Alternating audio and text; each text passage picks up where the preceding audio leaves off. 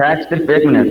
بسم اللہ الرحمن الرحیم، الحمد للہ رب العالمین والصلاة والسلام علی رسوله الکریم، اما بعد فاعوذ باللہ السمیع العلیم من الشیطان الرجیم، قال تعالی وَإِذِ ابْتَلَىٰ إِبْرَاهِيمَ رَبُّهُ بِكَلِمَاتٍ فَأَتَمَّهُنَّ قَالَ إِنِّي جَاعِلُكَ لِلنَّاسِ إِمَامًا قَالَ وَمِن ذُرِّيَّتِي قَالَ لَا يَنَالُ أَحَدِ الظَّالِمِينَ۔ ان آیتوں میں حضرت ابراہیم علیہ السلام کا ذکر ہو رہا ہے، چونکہ ابھی اس سے پہلے بنی اسرائیل اور یہودیوں کے بارے میں، نصارہ کے بارے میں کچھ باتیں گزری ہیں، اور ابراہیم علیہ السلام کو یہود و نصارہ بھی مانتے ہیں، وہ بھی اپنا نبی انہیں مانتے ہیں۔ اب ابراہیم علیہ السلام جو سب کے متفق علیہ نبی ہیں، اب ان کا تذکرہ ہو رہا ہے یہود و نصارہ کے تذکرے کے بعد، کہ چلو جو ہے ابراہیم علیہ السلام کی زندگی کو دیکھتے ہیں، اور اللہ تعالیٰ نے انہیں کیا حکم دیا تھا اس کو تو مان لو کم سے کم۔ وَاذْكُرْ، اور یاد کیجئے اس وقت کو، اِذِ ابْتَلَىٰ، جب آزمایا، ابتلا بمعنی اختبارا، جب اللہ تعالیٰ نے امتحان لیا، اِذِ ابْتَلَىٰ آزمائش میں مبتلا کیا ہے یا امتحان لیا، ابراہیم کا ربہ، اس کے رب نے، اِذِ ابْتَلَىٰ ابراہیم ربہ، اس وقت کو یاد کرو جب ابراہیم علیہ السلام کو اس کے رب نے آزمائش میں مبتلا کیا یا ان کا امتحان لیا، ان کا اختبار لیا۔ وفی قراءۃ ابراہام، ایک قرأت میں ابراہیم کو ابراہام پڑھا گیا ہے۔ سریانی زبان میں ابراہیم کہتے ہیں اب رحیم، اب رحیم، یعنی رحم دل باپ، یہ اس کا معنی ہوتا ہے سریانی زبان میں، معرب ہے ابراہیم۔ تو ابراہیم میں یہاں پر دو قرأت معلوم ہوئی، ایک ابراہیم اور ایک ابراہام۔ وَإِذِ ابْتَلَىٰ إِبْرَاهِيمَ رَبُّهُ، جب اس کے رب نے اسے آزمایا، اس وقت کو یاد کرو کیسے آزمایا تھا، بِكَلِمَاتٍ، چند کلمات کے ذریعے، چند باتوں کے ذریعے آزمایا، یعنی بِأَوَامِرٍ وَنَوَاهٍ، یعنی اوامر و نواہی کے ذریعے اللہ تعالیٰ نے آزمایا، کچھ چیزوں کے کرنے کا حکم دیا، کچھ چیزوں سے منع کر دیا، کلفہ بہا، جن کا اللہ تعالیٰ نے انہیں مکلف کیا، جن اوامر اور نواہی کا اللہ تعالیٰ نے انہیں مکلف کیا، ان کلمات کے ذریعے انہیں آزمایا۔ اس کی ذرا سے کم کر دیجیے۔ قیل، یہ بھی کہا گیا ہے اس آیت کی تفسیر میں، کلمات کی تفسیر میں، ہی مناسک الحج، یہ مناسک حج ہے۔ کلمات کیا ہے؟ مناسک حج، حج میں جو دعائیں وغیرہ، ذکر اذکار جو کیے جاتے ہیں، پڑھی جاتی ہیں، تلبیہ وغیرہ، تو یہ مناسک حج اور حج کے طریقے ہیں۔ اللہ تعالیٰ نے ابراہیم علیہ السلام کو ان کا مکلف کیا تھا، قربانی وغیرہ، جو بھی جتنے بھی حج کے ارکان و مسائل ہیں۔ مناسک، جی،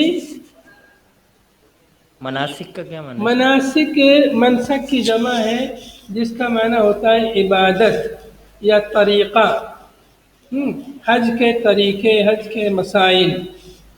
وقیل، اور یہ بھی کہا گیا ہے المضمضۃ، کہ ان کلمات سے مراد مضمضہ ہے، مضمضہ یعنی کلی، والاستنشاق،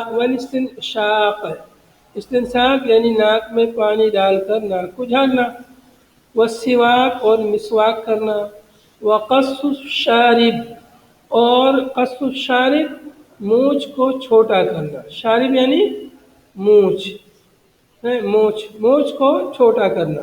اسے شارب کیوں کہتے ہیں مونچھ کو؟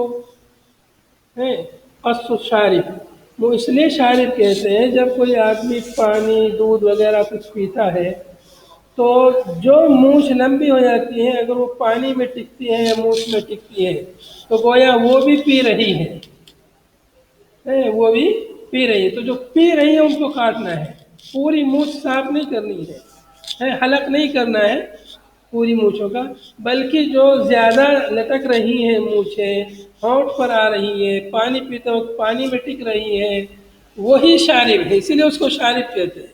پوری مونچھ نہیں ہے شارف، بلکہ جو زیادہ آ جاتی ہیں وہی شارف ہے، تو اسی کا کاٹنا ہے مسنون، اسی کو کاٹنا ہے، باقی جو چھوٹی چھوٹی اس کو رکھنا ہے۔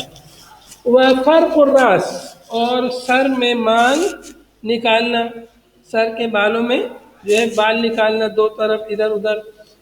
وقلم الاظفار، اور اظفار ناخن کو تراشنا۔ ونتف الابط، اور بغل کے بال اکھاڑنا۔ نتف میں نے اکھاڑنا ہوتا ہے، تو بغل کے بال اکھاڑنا یہ بہتر ہے بنسبت اس کے کہ انہیں کاٹا جائے۔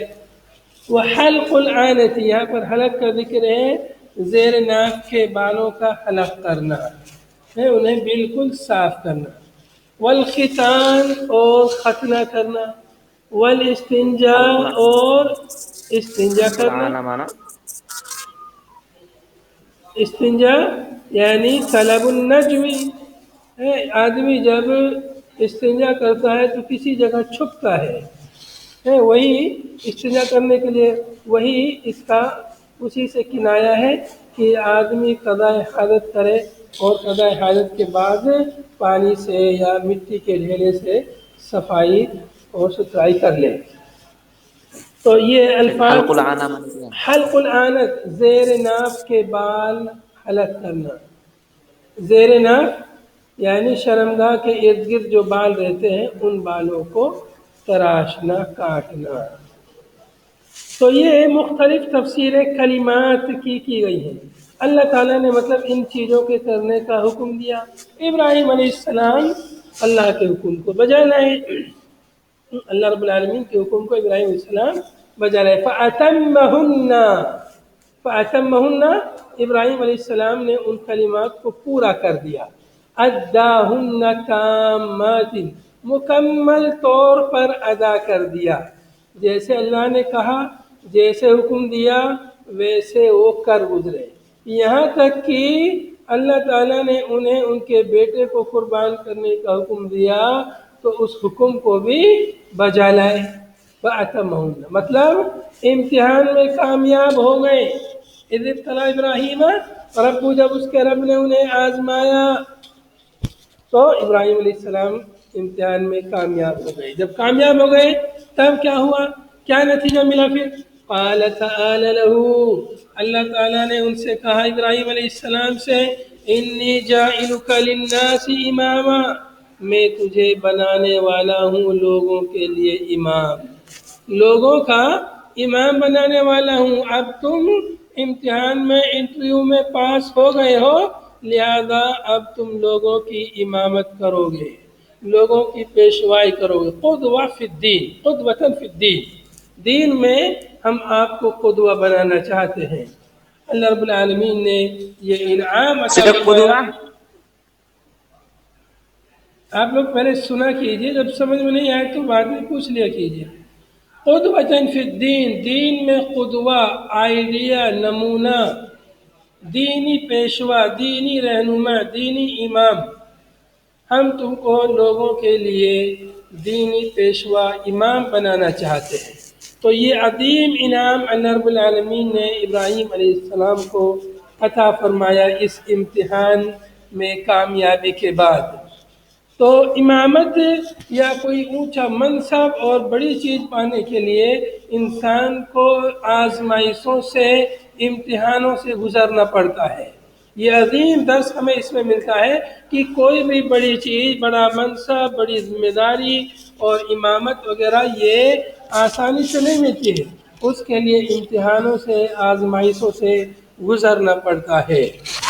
جب اللہ رب العالمین یہ سب انعامات بانٹ رہے تھے اور کہہ رہے تھے انی جاعلک للناس اماما، تو ابراہیم علیہ السلام نے سوچا کیوں نہ میں اپنی اولاد کے لیے بھی مانگ لوں۔ قال، ابراہیم علیہ السلام نے کہا، ومن ذریتی، اور میری ذریت میں سے بھی امام بنا دے۔ ومن ذریتی یعنی ذریت یعنی اولادی، اجعل ائمہ، میری جو اولاد ہے اس کو بھی ائمہ بنا دے، اسے بھی امام بنا دے، ان کو بھی امامت کے منصب پر سرفراز فرما۔ تو ابراہیم علیہ السلام نے موقع سے فائدہ اٹھایا اور اللہ رب العالمین سے دعا کی میری اولاد کو بھی امامت کا درجہ منصب عطا فرما۔ اس لیے آپ دیکھیں گے کہ بعد میں جتنے بھی نبی آئے، نبی رسول، تمام ابراہیم علیہ السلام کی اولاد ذریت میں آئے ہیں۔ اللہ تعالیٰ نے یہاں پر ایک بات کو واضح کر دیا، قال لا ينال عہدی الظالمین۔ یہ نہیں کہا کہ ہم تمہاری سب اولاد کو امام بناتے ہیں یا نہیں بنائیں گے، نہیں، کیا فرمایا؟ ایک ضابطہ بیان فرما دیا، لا ینال عہدی الظالمین، کہ میرے عہد کو، امامت کا جو میرا عہد ہے، وعدہ ہے کہ میں تجھے امام بنا رہا ہوں اور ہر تیری ذریت کو بنا رہا ہوں، ٹھیک ہے، لیکن امامت کا جو میرا وعدہ ہے اس کو ظالم لوگ نہیں پائیں گے، اسے ظالم لوگوں کو یہ نہیں ملے گا، یہ منصب ظالم لوگوں کو نہیں ملے گا۔ مطلب کیا ہے؟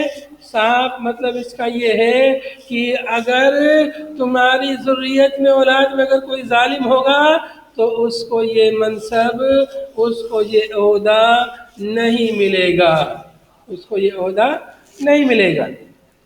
تو یہاں پر ایک بات جو ہے، بہت اہم بات یہ معلوم ہوئی کہ اگر کوئی شخص کتنے بھی اونچے منصب اور مرتبے پر ہو، اگر اس کی اولاد اس لائق نہیں ہے تو اس کے لیے وہ منصب نہیں ملے گا۔ ہے تو اللہ ابراہیم علیہ السلام نے اپنی اولاد کے لیے مانگا تو اللہ تعالیٰ نے کیا کہا؟ ظالم لوگ نہیں پائیں گے، مطلب کوئی بھی ظالم ہو، چاہے آپ کی اولاد ہی میں سے ہو، تو وہ یہ منصب نہیں پائے گا۔ یہ وجہ ہم دیکھیں گے ابراہیم علیہ السلام کی اولاد میں بھی بہت سارے لوگ بعد میں ظالم اور کافر ہوئے۔ آپ دیکھیں گے قریش کے جو لوگ ہیں، نبی صلی اللہ علیہ وسلم کے خاندان کے لوگ ہیں، ابو طالب، ابو جہل، ابو لہب، یہ سب جو ہے ابراہیم علیہ السلام کی نسل سے ہیں، لیکن ظالم تھے، کافر تھے، تو انہیں وہ منصب نہیں ملا۔ آگے فرمایا الکافرین منہم، ظالمین یعنی الکافرین منہم، ان میں سے یعنی آپ کی ذریت میں سے، اولاد میں سے جو کافر ہیں وہ یہ مرتبہ، یہ مقام نہیں پائیں گے۔ دل علی انہ ینال غیر الظالم، تو یہ جملہ اس بات پر دلالت کر رہا ہے کہ اس منصب کو، اس انعام کو غیر ظالم لوگ پائیں گے، غیر ظالموں کو ملے گا یہ منصب۔ ظالموں کو نہیں ملے گا، مطلب جو غیر ظالم ہیں انہیں یہ منصب ملے گا۔ چنانچہ اللہ تعالیٰ نے ابراہیم علیہ السلام کی اولاد میں بہت سارے نبی، رسول اور پیغمبروں کو مبعوث فرمایا، اور سب سے افضل خاتم النبیین حضرت محمد صلی اللہ علیہ وسلم کو بھی ابراہیم علیہ السلام ہی کی نسل اور ذریت میں مبعوث فرمایا۔ آگے فرمایا وَإِذْ جَعَلْنَا الْبَيْتَ الْكَعْبَةَ مَثَابَةً لِلنَّاسِ، اور یاد کرو اس وقت کو جب ہم نے بنایا بیت کو۔ البیت میں الف لام عہد کے لیے ہے، مطلب بیت سے مراد الکعبہ ہے، بیت اللہ، خانہ کعبہ مراد بیت سے۔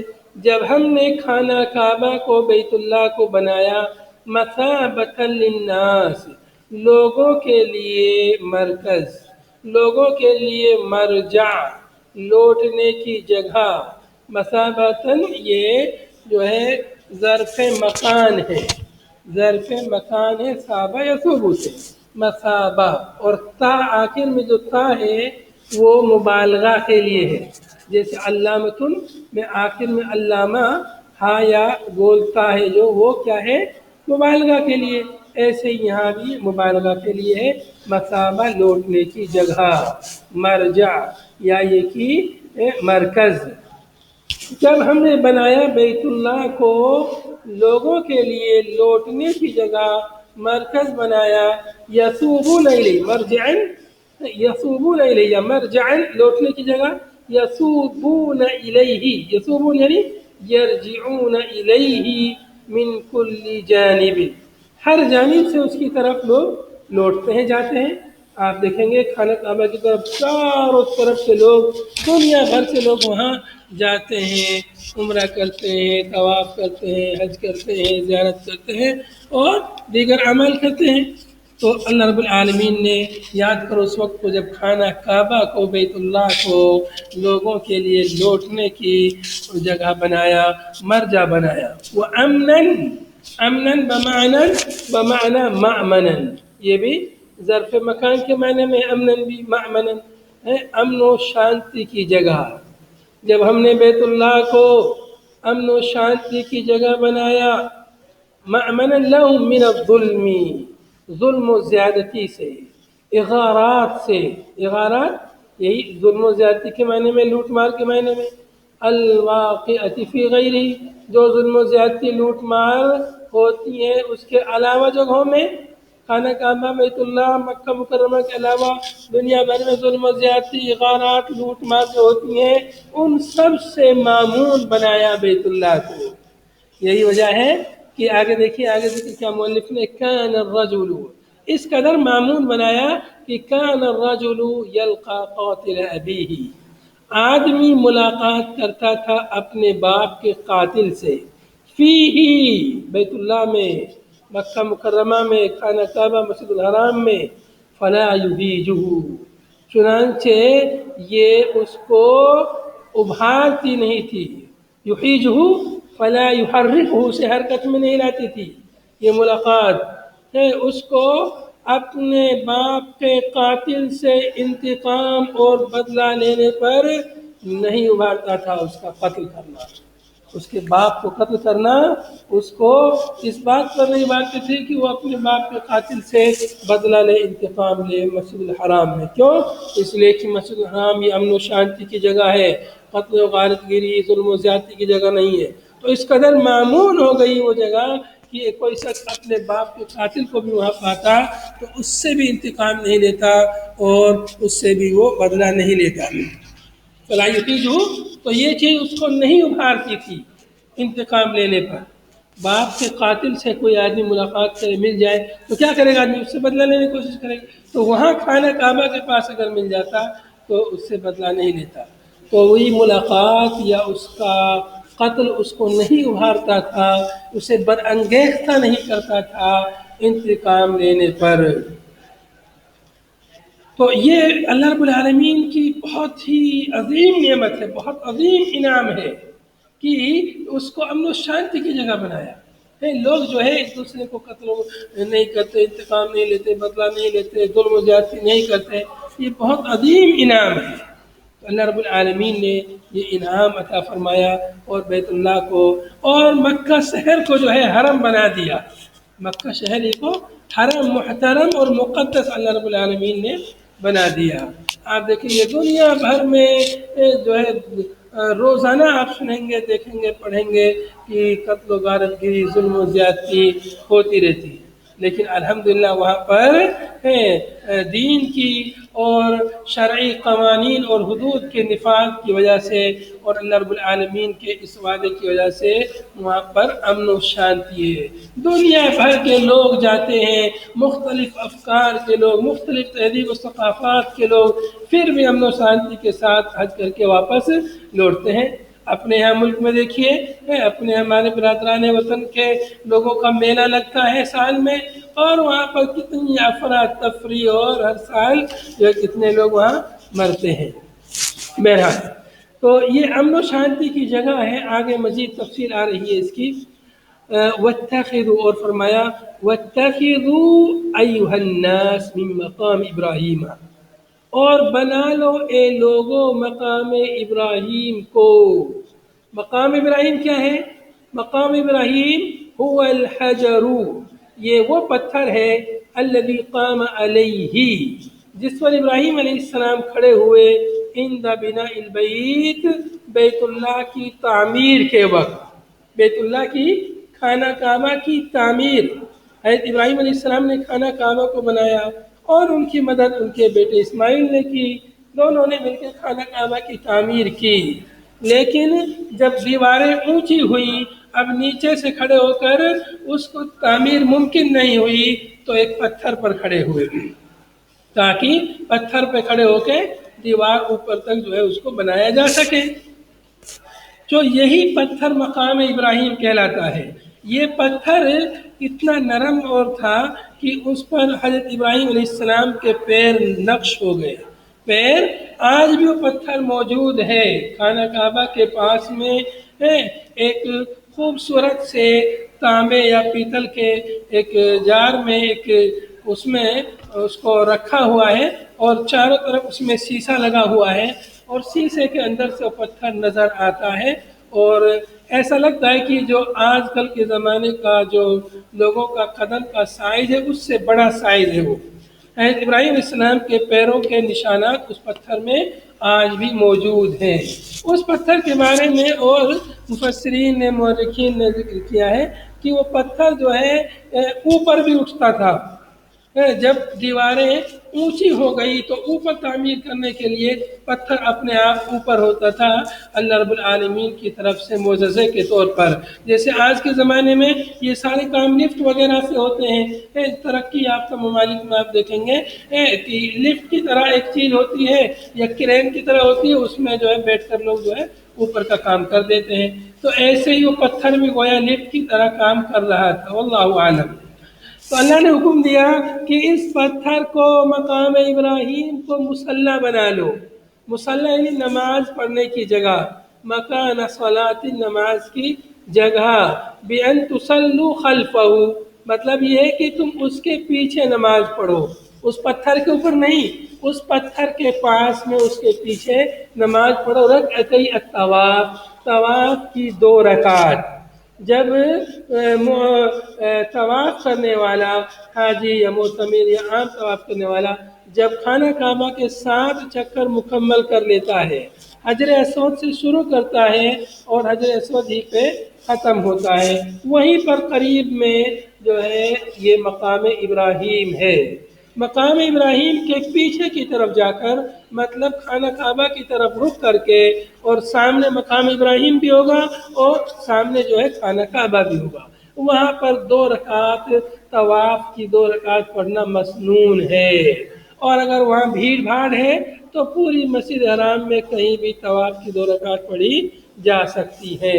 تو اللہ رب العالمین نے فرمایا مقام ابراہیم کو مصلی بنا لو، نماز پڑھنے کی جگہ بنا لو۔ وفی قراءۃ بفتح الخاء، ایک قرأت میں اس کو واتخذوا کو واتخذوا خاء کے فتحہ کے ساتھ بھی پڑھا گیا ہے۔ اگر فتحہ کے ساتھ پڑھتے ہیں تو معنی خبر کا معنی ہوگا، امر کا معنی نہیں ہے۔ تو ابھی واتخذوا میں امر کا معنی ہے، واتخذوا مقام ابراہیم، واتخذوا من مقام ابراہیم مصلی، تو مقام ابراہیم کو مصلی بنا لو، لیکن جب واتخذوا پڑھیں گے تو خبر کا معنی ہے کہ انہوں نے بنا لیا، لوگوں نے مقام ابراہیم کو مصلی بنا لیا، تو خبر کا معنی ہوگا۔ وَعَهِدْنَا، اور ہم نے عہد لیا، اِلیٰ ابراہیم و اسماعیل، ابراہیم اور اسماعیل سے، یعنی امرناہما، ہم نے ان دونوں کو حکم دیا۔ عہدنا الیٰ ابراہیم و اسماعیل، ہم نے ابراہیم اور اسماعیل سے عہد لیا، یعنی ہم نے ان کو حکم دیا۔ کیا حکم دیا؟ ان اے بِأَن طَهِّرَ بَيْتِیَ، کہ وہ دونوں پاک کریں، ان طَهِّرَ کہ تم دونوں پاک کرو، بیتیہ میرے بیت کو، من الاوثان بتوں کی گندگی سے، مطلب بتوں کو اس میں داخل نہ ہونے دو، کیونکہ بت ابھی تو خانہ کعبہ بنایا تھا نیا، تو بت تو نہیں تھے نا اس میں، تو مطلب بتوں کی گندگی سے پاک رکھو، بتوں کو نہ آنے دو۔ لوگ جو بتوں کی، اوثان کی، غیر اللہ کی عبادت کرتے ہیں، ایسی چیزوں کو خانہ کعبہ میں نہ آنے دو۔ کیوں؟ کس کے لیے صاف کر کے رکھو؟ یہ تو اوثان کا معنی یہاں ذکر کیا مفسر نے، اور ہر طرح کی گندگی غلاظت سے اس کو پاک صاف رکھنے کا اللہ نے حکم دیا۔ آواز صاف نہیں آ رہی ہے شیخ۔ آواز صاف نہیں آ رہی ہے؟ آپ کو نہیں آ رہی ہے؟ سب کو نہیں آ رہی ہے؟ آ رہی ہے۔ چلیے دیکھیے، کوشش کیجیے، آپ کو بھی آ جائے گا انشاءاللہ۔ طَهِّرَ بَيْتِیَ لِلطَّائِفِینَ، طائفین طواف کرنے والوں کے لیے بیت کو، میرے گھر کو، خانہ کعبہ کو صاف ستھرا رکھیے۔ والعاکفین اعتکاف کرنے والے، المقیمین فیہ جو اس میں قیام کرتے ہیں خانہ کعبہ میں، یا خانہ کعبہ کے پاس جو مسجد ہے وہاں پر جو اعتکاف کرتے ہیں، طواف کرتے ہیں، ان کے لیے میرے گھر کو پاک صاف رکھیے۔ والرکع السجود، رکع راکعون کی جمع ہے، سجود ساجدون کی جمع ہے، رکوع کرنے والے، سجدہ کرنے والے، یعنی المصلین، یعنی نمازیوں کے لیے میرے گھر کو پاک صاف رکھیے۔ اللہ رب العالمین نے ابراہیم اور اسماعیل علیہ السلام کو اس چیز کا حکم دیا، اور آج اس حکم کی تعمیل کون کر رہا ہے؟ آج اس حکم کی تعمیل سعودی حکومت کر رہی ہے۔ حرمین شریفین، مسجد الحرام، مسجد نبوی اور دیگر مشاعر حرام، ان کی صفائی ستھرائی کا بہت ہی زبردست نظام ہے، جو بھی جاتا ہے اس کی عقل دنگ رہ جاتی ہے۔ فرش جس پر چپل سے، جوتی سے چلتے ہیں مسجد کے صحن میں، وہ بھی اس قدر چمکتی ہے صفائی سے کہ آپ اس میں اپنی شکل دیکھ سکتے ہیں، تھوڑی تھوڑی اس میں شکل بھی نظر آتی ہے، اتنی صفائی ستھرائی کا اہتمام ہے۔ حالانکہ اتنی بھیڑ ہوتی ہے، اتنے لوگ آتے جاتے ہیں، جہاں اتنی بھیڑ ہوتی ہے وہاں پر گندگی اپنے آپ بہت زیادہ ہو جاتی ہے، لیکن الحمدللہ صفائی ستھرائی کا بہت ہی زبردست نظام ہے۔ یہ اللہ رب العالمین کا فضل و کرم ہے، جس سے اللہ رب العالمین نے سعودی حکومت کو نوازا ہے، اور یہ انہیں اس عظیم شرف سے نوازا ہے، اور وہ لوگ اس کو نبھا رہے ہیں، اس لیے اللہ رب العالمین کی مدد ان کے ساتھ ہے۔ دنیا بھر کی مخالفتوں کے باوجود بھی الحمدللہ وہ دین کی خدمت کر رہے ہیں۔ تو یہ عظیم کام ہے جو اللہ رب العالمین نے انہیں سونپا ہے۔